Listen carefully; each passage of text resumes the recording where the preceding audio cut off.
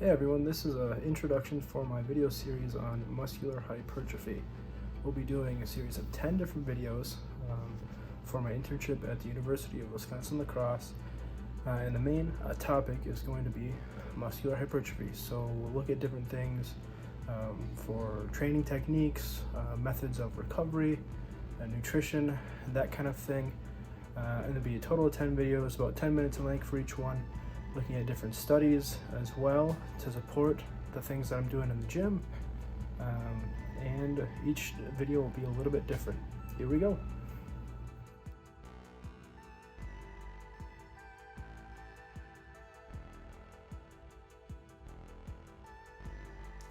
Alright, this week we're looking at protein intake for optimal muscle maintenance or muscle growth.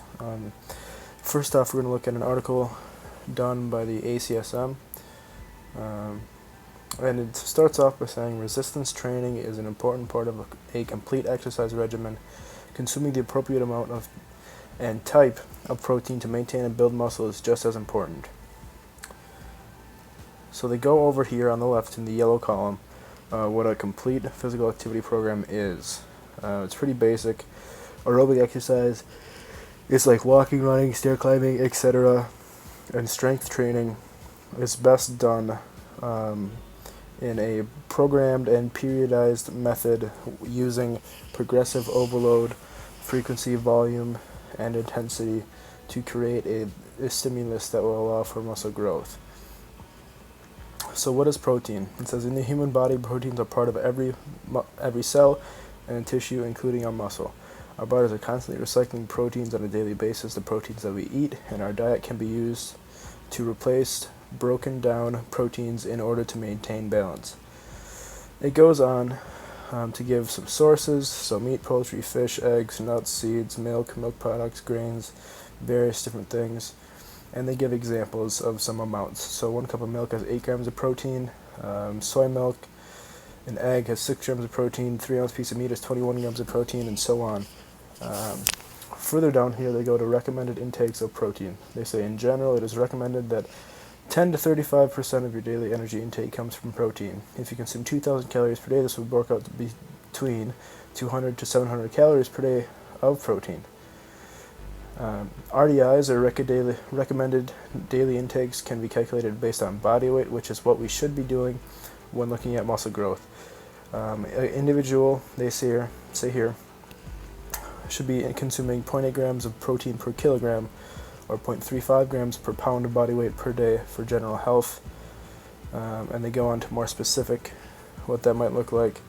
But for someone who's looking to gain muscle, typically the person will need more than 0.8 grams, more than the normal person. So muscle mass is built when the net protein balance is positive. Muscle protein synthesis exceeds muscle protein breakdown. Research shows muscle protein turnover is the greatest after working out. Additionally, it has been shown that muscle mass increases over time when resistance exercise, examples like weightlifting and bodyweight exercise, is combined with nutrient intake. What does this mean? It means that in order to build muscle, you need to have a positive calorie balance, a calorie surplus. So you're consuming more calories than you're burning throughout your day and your workouts. And especially with protein, you need to intake enough so that you can support the recovery that is necessary for putting on more muscle. So they go on more here on the left side. I've highlighted it for you. To increase muscle mass in combination with physical activity, it is recommended that a person that lifts weights regularly or is training for a running or cycling event eat a range of 1.2 to 1.7 grams of protein per kilogram of body weight per day, or 0.5 to 0.8 grams per pound of body weight. Consequently, the same 75 kilogram individual, as they mentioned up further in the article, should increase their protein intake to 75 grams, 300 calories, to 128 grams, 512 calories, in order to gain muscle mass. This level of intake can generally be met through diet alone and without additional protein and amino acid supplementation. In my personal opinion, those amounts are not high enough to support muscle gain. They give a nice summary here, and they go on to some more specific steps. They do say that protein supplementation may not be necessary, or amino acid supplementation may not be necessary, and I'll talk about that in a little bit, but I'm going to flip this over to a view of myself so I can talk a little bit more and close up the video. Moving on from the last discussion, at the end I mentioned that I believe from my schooling at UW La Crosse that a person who is looking to gain muscle mass, if they consume 0.8 grams per kilogram of body weight, that might not be enough to support their goals in the gym.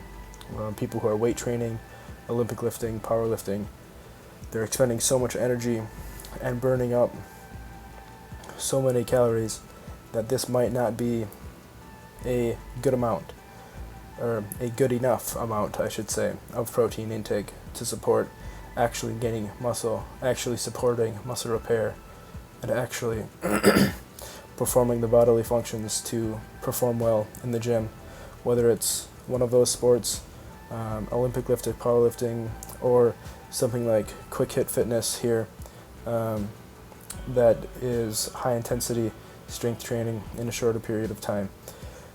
So what do I mean by that? I mean that there are some articles that do support higher amounts of protein intake for many different reasons. One being, if you're eating less of other forms of calories, being carbohydrates or fats, you would need more protein intake to support the recovery process. A person who's dieting is going to be eating less calories overall, so getting more calories from protein would be a better or a good way to support muscle recovery and maintain and gain muscle mass, and support muscle hypertrophy while resistance training.